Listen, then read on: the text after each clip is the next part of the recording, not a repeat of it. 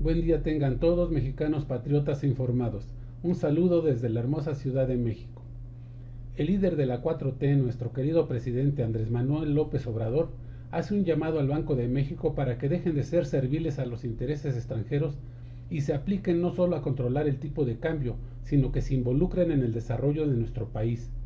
El Banco de México desde hace decenios ha contenido los incrementos a salarios de los trabajadores con el pretexto de controlar la inflación. Y ahora que AMLO ha aumentado el salario mínimo como nunca antes, la inflación sigue controlada. O sea que eso que argumentaba el Banco de México resultó ser una mentira. Pero vamos a ver lo que dijo nuestro querido presidente. El Congreso de la Unión, de las reformas que se aprobaron, pero quedó una pendiente, justamente una que impulsaba el senador Monreal y el senador Armenta, que es la parte del Banco de México. Creo que es importante por la cuestión de que implica las remesas de dólares. Va a ser récord en este año, como usted bien atentamente lo ha dicho aquí en Palacio Nacional, las remesas de los paisanos que llegan a México, pero esta reforma pues no pasó, quedó ahí pendiente. Argumentan las personas del Banco de México que se va a meter mucho billete verde, más que de los migrantes, de la delincuencia organizada. Si nos puede regalar un comentario de inicio por este tema. Pues yo pienso que fue buena la decisión que tomaron los legisladores en este caso, porque da tiempo a recoger los sentimientos, los puntos de vista de todos y da tiempo también a informarle al pueblo, que la gente sepa en qué consiste realmente esta reforma, porque a veces por desconocimiento se exagera. Hablaban, por ejemplo, de afectación a la autonomía del Banco de México y se me hace una exageración, porque los financieros, con todo respeto, son muy dogmáticos. ¿Sí? Entonces, se metió en este tema hasta el Fondo Monetario Internacional y hubo mucho ruido. Entonces, que se analice y que se actúe en beneficio del pueblo, sin perjudicar a ninguna institución. Desde luego hay que respetar la autonomía del Banco de México, pero tampoco exagerar. Y que actuemos también con independencia, porque es mucha la subordinación que se daba, pues, y que se sigue dando a organismos financieros internacionales, y de allá nos mandaban la política económica, y de allá nos mandaban las recetas que teníamos que aplicar, una dependencia total. Entonces, ¿qué no podemos decidir nosotros de acuerdo a lo que conviene al pueblo? Y también en el caso del Banco de México, que ayuden para que haya crecimiento y haya bienestar,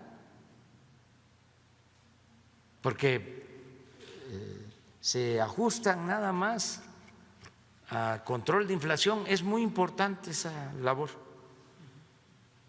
sí, pero necesitamos desarrollo, necesitamos bienestar, que vean al pueblo, la economía de las familias, que no estén pensando nada más los directivos de esa institución en los financieros y que no sean empleados de los machuchones de las finanzas, que sean representantes de México y sobre todo del pueblo de México. Pero fue muy buena la decisión, sí, la celebro, el que se hable más. Aquí ofrecemos este espacio para que la gente conozca más sobre la reforma y hay que desmistificar, porque también los tecnócratas han querido que estos asuntos nada más los traten las élites, en el entendido de que la economía es asunto de los economistas, de los expertos. No, la economía como la política es asunto de todos. Si aquí se explica de manera sencilla o en los foros, la gente va a saber. Además, son procesos pedagógicos muy importantes, que se analicen los pros, los contra, que se escuche a todos y que prevalezca la razón, no los dogmas. Nada de que no se puede tocar al intocable. Sobre esto no hay que hablar, no hay que meterse. No testarees esto, porque puede generarse una catástrofe. No, que va a haber inestabilidad financiera. No, los que manejan los mercados son muy inteligentes, saben muy bien. Si realmente hay una reforma dañina a intereses económicos, financieros, hay reacción de inmediato. Pero si es una situación de regulación, no pasa nada. Es un poco lo que decían cuando tomamos la decisión por mandato del pueblo de cancelar lo del aeropuerto.